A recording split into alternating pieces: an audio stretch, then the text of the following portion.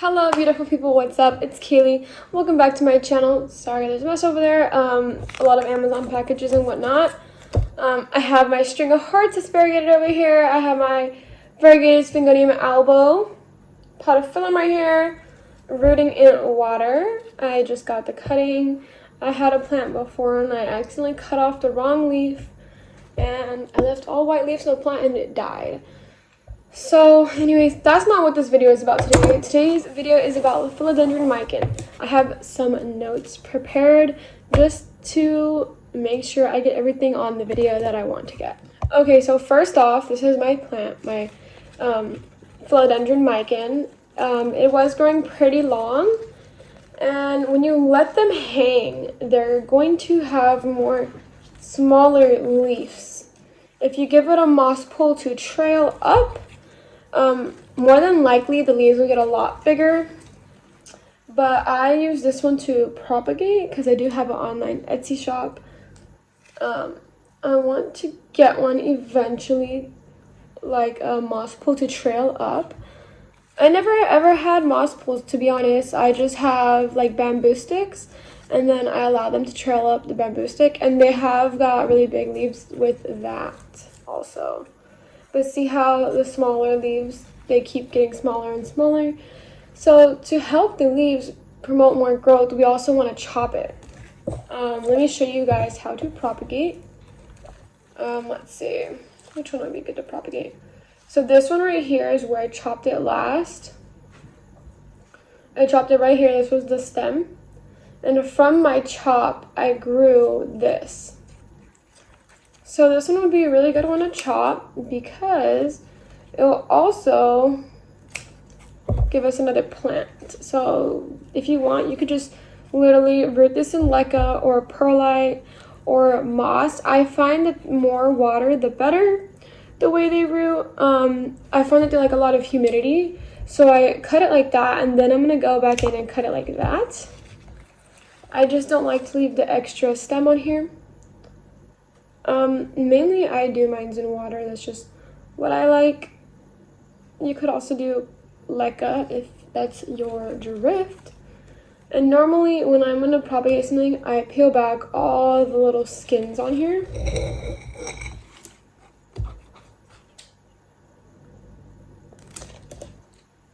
These ones are not really hard to propagate at all, in my opinion. I just cut off every node. The node is going to be where the leaves come out of. So this is the node right here.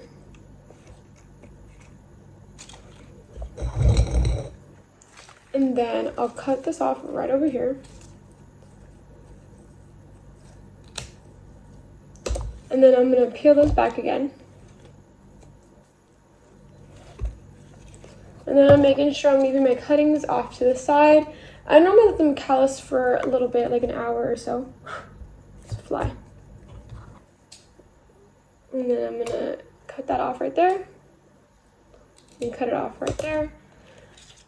You could stick these right into soil, but honestly, the success rate of sticking them to soil versus propagating with another substrate first, I find that it works a lot better. That is just my opinion, and I've been propagating this one for a while. My plant used to be very big.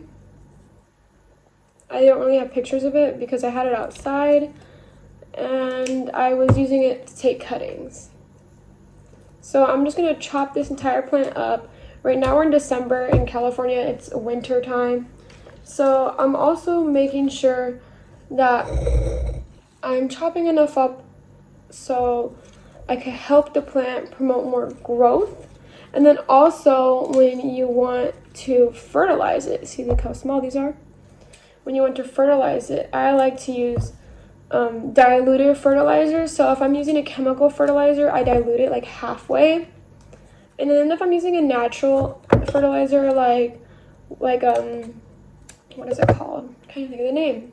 Kelp fertilizer or fish emulsion, I normally do it at full strength, and yeah.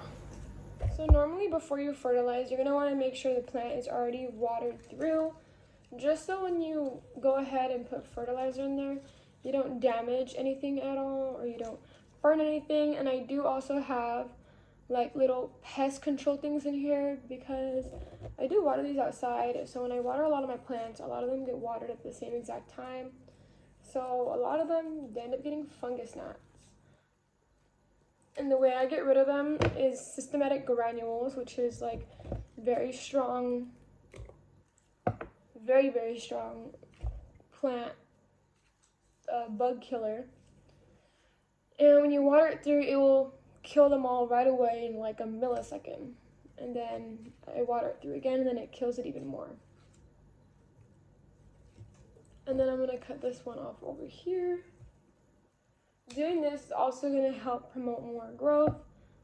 And then I'm also examining the plant while I'm doing this to make sure it has no pest at all. Let's see, good soil. Glad I wrote that down because I almost forgot. I would say, or a good way to have it in the pot. I like well-draining soil. I find that when I water it more, the leaves are more velvety, so they love water. You don't want to drown it either. I use at least 50% of soil and like 50% of perlite, and then I also have little wood chips in there, like little bits of bark. And every time I water it, and then I let it dry out like 80% of the way before I rewater it. So I don't let it dry out all the way. So if you want to propagate it in sphagnum moss, that works really good too. Just make sure you have a lid on your box. I find that the more humidity, the better for this plant. And then we also want to make sure anything that's not going good in our propagation boxes, that we take them out right away. We don't want to introduce any disgusting growth in here that's going to introduce flies or anything else. So there's a lot of humidity in here, you can tell by right here. I even am starting to propagate my watermelon peperomias in here. I find that they're really pretty decently easy to propagate them, but yeah. This one is not even fully in sphagnum, and the roots are already growing due to the high humidity right here. So I could dig that in there, right there. And then I even have my Cebu blue pothos in here, or it's called an Peperomia. And then I just have my watermelon ripple. And then I'm just gonna make sure every time I do this that they're standing up. And I have a whole bunch right here. I honestly would just leave it until like a month or two, probably like a month, and then I would check it. The less you disturb it, the better it's gonna grow, because you don't want to disturb any root system if it's starting to grow. And then I have my Peperomia, I forgot what this is called. They're a string of turtles, but I do believe they're in the Peperomia family. Okay.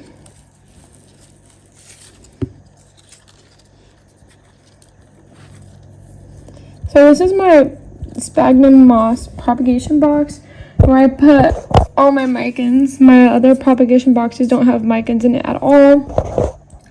So this one's almost like a mican prop box. I absolutely love these plants, and the velvety texture of the leaves is just beautiful, and honestly I could never really get enough of it. Let's see.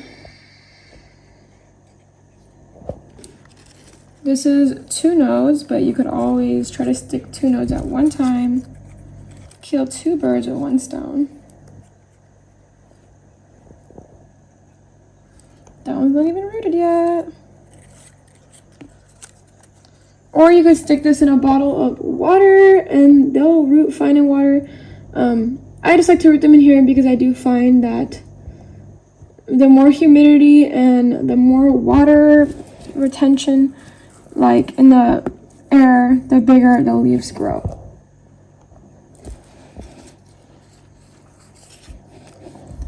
So you could technically water propagate it and you could grow it up a moss pole, but I find that this works really good, and I've never had anything die in here. Also, if you have node cuttings too, you could also do that as well. That's basically it for this video. There's nothing really else information that I would say would be helpful for the plant, Besides, I've never ever had a pest problem. I just make sure to check because you could always get a pest problem. You never know. I've never had a pest problem with this specific plant though. I do make sure just to water it, and probably I water like once every week, once every 5 days. This one does stay inside the house, so it's gonna retain more moisture because it's not like cold and windy how it is outside. Recently, I do have a little mini greenhouse that I keep it in here. Besides that, I love the plant. It's a really great plant. I would say it's a really easy starter plant, actually. And the velvety leaves and the texture of the plant and the leaves, I would definitely say it's really, really nice plant. So I would rate the plant 10 out of 10. I hope you guys enjoy this video. And if you guys have any more questions, any information, you know, knowledge is power. So if you have any information to feed me, I will gladly take that. Thank you so much for watching this video. Please give me a like, share, comment, and subscribe. Thank you. And stay tuned for the video tomorrow. Bye!